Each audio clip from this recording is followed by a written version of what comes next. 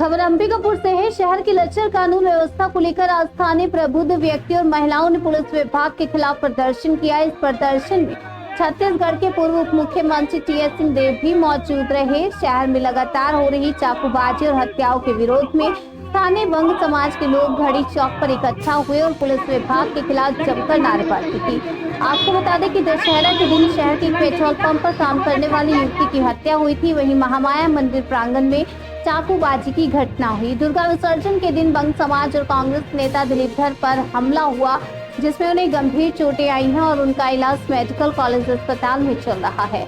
आज के प्रदर्शन में शहर के वरिष्ठ नागरिक, बंग समाज के पदाधिकारी, महिला और कांग्रेस नेताओं ने भाग लिया और पुलिस से कार्रवाई की मांग।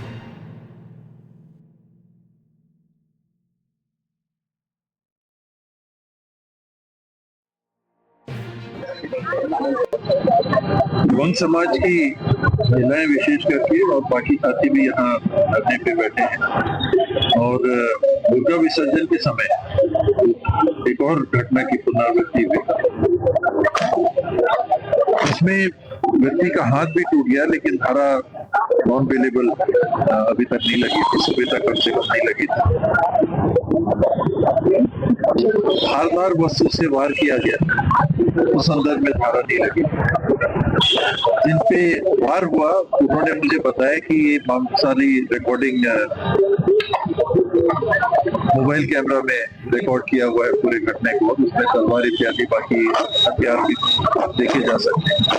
कोई कार्रवाई नहीं हुई।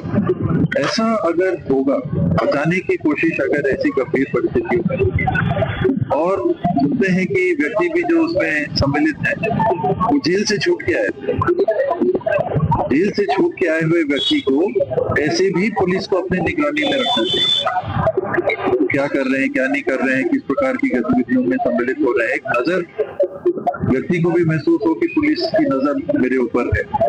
ऐसा कुछ इस सब घटना में दुर्भाग्य है कि ऐसी घटना और ऐसी घटनाएं ऐसे समय जब दुर्गा विसर्जन हो रहा है, दशहरे का पर्व है, अन्य त्योहार है, उन समय पे भी ये सब बाबा शहर में जिस तरह से आपराधिक गतिविधियां बढ़ रही है, लगातार बढ़ रही है, चाकूबाजी की घटनाएं, चोरी हो रही है, इसको लेकर आप क्या बोलना चाहते हैं?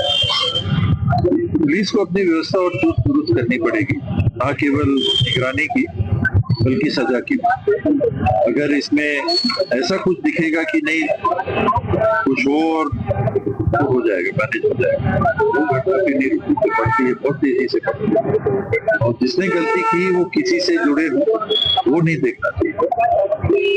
छोटी मोटी बातें अपनी जगह है, पर ऐसे गंभीर मामलों में बिल्कुल ऐसा। जी, मेरा नाम दीपेश धर, मैं दिलीप धर जी का बेटा हूँ। भगवानपुर निवासी हैं हम लोग। प्रदर्शन कर रहे हैं, क्या मांगे हैं आप? मेरे पिताजी के ऊपर दुर्गा विसर्जन के दिन पे जानलेवा हमला किया गया और अगर हम लोग वहाँ से भागे नहीं होते तो हो सकता है जान चली भी जाती। तो उसमें इतना बड़ा अपराध होने के बाद भी, हथियार से वार होने के बाद भी, इतना बड़ा प्रकरण होने के बाद भी हमारे साथ रिपोर्ट करने के लिए, काउंटर एफआईआर करने के लिए सामने वाली पार्टी भी आती है और उनको बैठाया भी जाता है थाना में कि तुमने अपराध किया है। उसके बाद किसी का फोन आता है, उनको छोड़ दिया जाता है और मैं अपने पिताजी को लेकर चला जाता हूँ एमएलसी कराने के लिए। अभी तक वो 2 दिन हो गए हैं उस कार्रवाई को हुए, उसमें भी अभी तक कोई उन लोग के ऊपर कोई कार्रवाई नहीं की गई है। ऊपर से हमारे ऊपर काउंटर एफआईआर कर दिया गया है, पुलिस की तरफ से एक्सेप्ट कर लिया गया है उनका काउंटर एफआईआर, ऐसा पता चला है। अब उसमें मैं पुलिस प्रशासन से पूछना चाहूँगा कि किस बेस पे उनका काउंटर को एक्सेप्ट किया गया है। अगर आपको कुछ दिखता है, मिलता है, आप उसको खोजिए, उसको करिए, लेकिन आपको इतना नहीं है कि काउंटर एफआईआर आप एक्सेप्ट कर रहे हैं तो कुछ रीजन होना चाहिए। आपके द्वारा जो केस किया गया उसमें कोई बड़ी धाराएं लगाई गई हैं उनके ऊपर, क्योंकि जानलेवा हमारे तरफ से जो केस लगाया गया है उसमें कोई भी ऐसा धारा नहीं लगाया गया है जिसमें जानलेवा हमला वाली बात हो। सब बेलेबल धारा है, कोई भी ऐसा धारा नहीं लगाया गया है जो कोई घातक चीजों को दिखाता हो। अब आप लोग क्या चाहते हैं? कहाँ की है और कितने लोग इसमें शामिल हैं? घटना सेमरा बांध की है और सामने वाले कम से कम 10 से 15 लोग हथियार लेस थे।